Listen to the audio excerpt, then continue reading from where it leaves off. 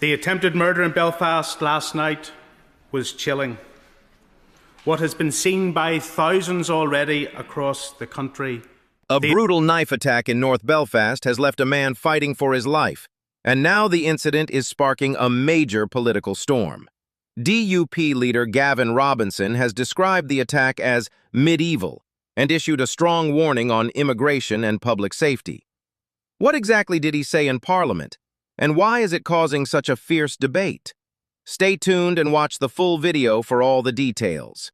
Cannot be unseen. It was medieval. The systematic mutilation and attempted slaughter of a citizen of Belfast on our streets.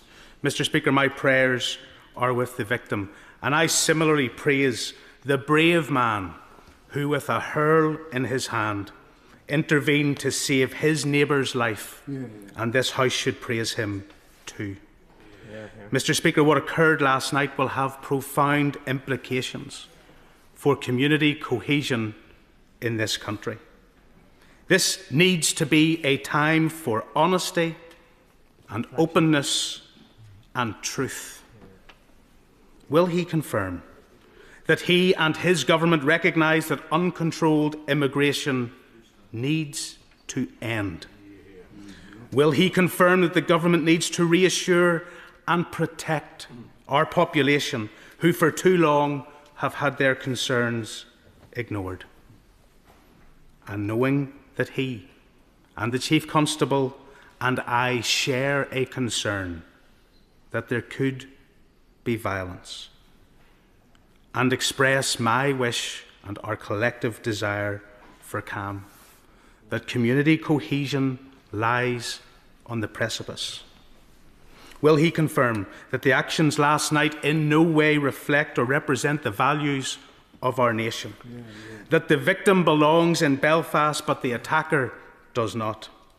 Having abused the privilege of our nation, the perpetrator living in the UK under a 5-year visa needs to be convicted and deported on the first flight out on a one-way ticket. Truly horrifying. On his last point, as he will be well aware, any foreign national who abuses the hospitality of this country to commit crime should be in no doubt of our determination to deport them. We need to allow the criminal justice process to take place. On his question about net migration, as he will know, it is now down 82% from the peak reached under the previous government. But I would most particularly echo what he has said in appealing for calm, because we have seen previously in Belfast in August 2024 and in Ballymena in 2025 what happens after horrific incidents when there is disorder on the streets, because it is the communities that suffer, it is innocent people who suffer and whose lives can be put at risk. And that is why all political leaders have such a solemn responsibility to urge the calm that I have called for in my response to his question today. What we witnessed last night is the worst of humanity, but also the best of humanity. I think it is incredible that bystanders came to the aid of that individual suffering a brutal attack. Can the Secretary of State assure me that the PSNI will be given every resource they need to conduct a swift investigation and ensure that all facts are shared with the public? And can we also ensure that those brave people who rushed to the aid of one of our own countrymen is given the honour and the reward that they deserve for representing the best of our humanity?